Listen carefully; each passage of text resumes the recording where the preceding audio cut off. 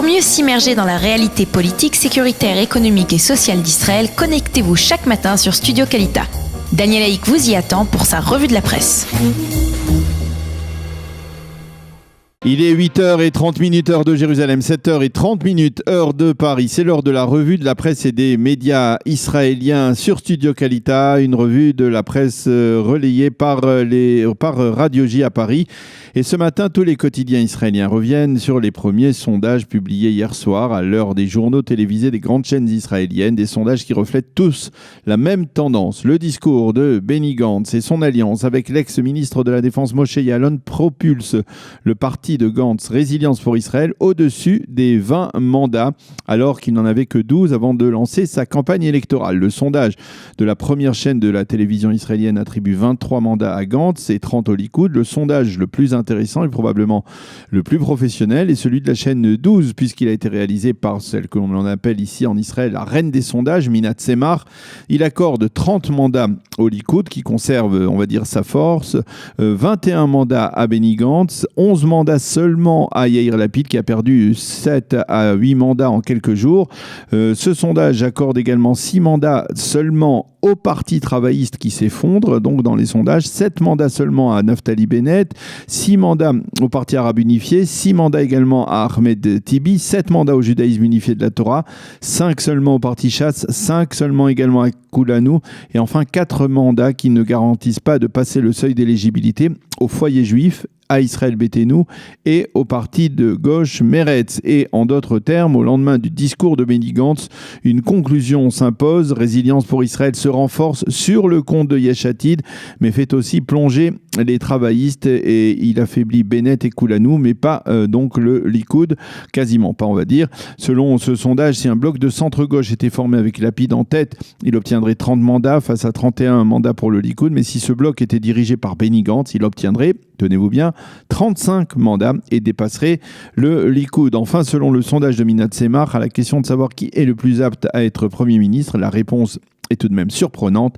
Benny Gantz, sans la moindre expérience politique, 24 heures après avoir fait son premier discours politique et sa première profession de foi idéologique, fait le même score que Benyamin Netanyahou après 20 ans au sommet de la hiérarchie politique, avec 35% pour Benny Gantz contre 36% pour Benyamin Netanyahou. Dernière conclusion importante, plusieurs partis flirtent avec le seuil d'éligibilité, pourraient ne pas être représentés dans la prochaine Knesset s'ils ne parvenaient pas à fusionner avec d'autres formations. Alors je vous le disais, ces sondages sont préoccupants pour Yair Lapid, qui se voit nettement doublé par Benny Gantz, et ce matin en manchette du Israël Hayom, certains responsables de Yesh Atid menacent: si Benny Gantz ne nous rejoint pas pour former un bloc sous la direction de Yair Lapid, nous l'élimineront politiquement.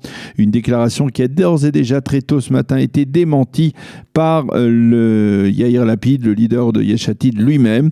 Le Yediot Aharonot lui titre ce matin: l'effet du discours de Benny Gantz, et le journal cite aussi des responsables de Yesh Atid qui sont moins menaçants, qui se déclarent persuadés qu'après ces sondages élogieux pour Benny Gantz, eh bien, les choses vont peu à peu se tasser. Quant aux travaillistes, ils préparent une campagne électorale qui dissimule soigneusement leur leader, Avi Gabay, qui, on le sait, n'est pas en odeur de sainteté au sein même de son propre parti, et on le voit, qui ne parvient pas à décoller, ou à faire décoller son parti au-delà de 6 à 7 mandats. Le Yediot Aharonot croit également savoir que Benny Gantz est actuellement pour parler avec Adina Bar Shalom, la fille du Rav Ovadia Yosef, qui s'est lancée dans la vie politique.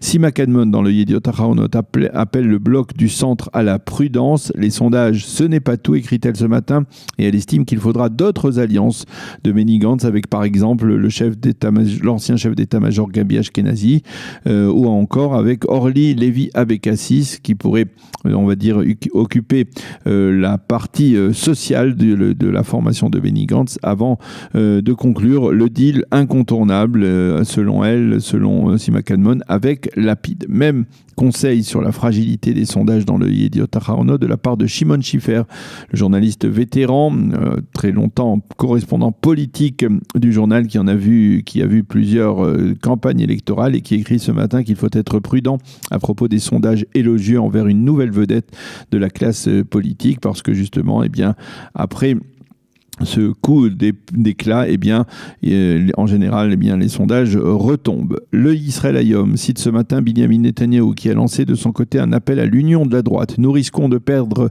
4 à 5 précieux mandats, a affirmé le Premier ministre. Il a tenu ses propos devant les présidents des conseils régionaux de Judée et de Samarie. Le Mari, lui, se fait l'écho du lancement hier de la campagne du parti Kulanu. À la tribune, le ministre des Finances, Moshe Kahlon, a voulu faire passer un message social. Tout le monde parle des dossiers 1000, 2000 et 4000 du Premier ministre, mais nous voulons parler des 5300 shekels qui forment le salaire minimum en Israël. Moshe Kahlon a repoussé les sondages qui sont généralement plutôt préoccupants pour lui, nous l'avons vu, et pour Kulanu, et il a affirmé qu'il rejoindra un blog dans lequel, je le cite, on accorde de l'importance aux êtres humains. Revenons au Israël Hayom avec une enquête sur le monde de la justice en Israël. Selon cette enquête réalisée par le mouvement pour le pouvoir et la démocratie, une majorité d'Israéliens considèrent que le monde de la justice tend vers la gauche israélienne. 61% estiment que la présidente de la Cour suprême, Esther Chayut, a des positions politiques proches de la gauche ou du centre-gauche, tandis que 65% considèrent qu'Avichai Mendelblit, le conseiller juridique du gouvernement, est un homme de droite ou de centre-droite. Les quotidiens israéliens et les sites d'information évoquent également ce matin en évidence la grande manifestation de protestation de la communauté des originaires d'Éthiopie qui s'est tenue hier à Tel Aviv à la place Rabin. Nous en avons parlé dans le premier journal d'information. Une manifestation au cours de laquelle la communauté a protesté contre la mort de Yehuda Biadga il y a 2 semaines à Cholon, et une mort qui est considérée comme un assassinat par la communauté. Je vous rappelle que des policiers avaient tiré sur Yehuda qui était en pleine crise psychologique et qui avait brandi un couteau dans leur direction. La communauté affirme qu'il a été exécuté, que les policiers n'auraient jamais tiré si Yehuda n'était pas noir. La manifestation s'est déroulée dans le calme, mais après sa partie officielle hier soir, des jeunes ont provoqué des échauffourées avec les forces de sécurité. Plusieurs policiers ont été blessés et une dizaine de manifestants ont été arrêtés donc par les forces de sécurité. Et puis les quotidiens israéliens nous annoncent ce matin qu'en pleine campagne électorale, le Premier ministre Binyamin Netanyahou effectuera un déplacement important en février, un déplacement qui le conduira d'abord en Inde, où il signera un accord visant à un accord sur la fourniture d'armes et dans le domaine sécuritaire, mais également ce voyage conduira en Allemagne et en Pologne, et tout cela en moins d'une semaine. Ce n'est pas tout, M. Netanyahou devrait également se rendre dans un pays arabe, probablement le Maroc, mais cette visite devrait intervenir au début du mois d'avril. Maariv et le Haaretz nous donnent ce matin des nouvelles de l'ancienne ambassadrice des États-Unis à l'ONU, Nikki Haley.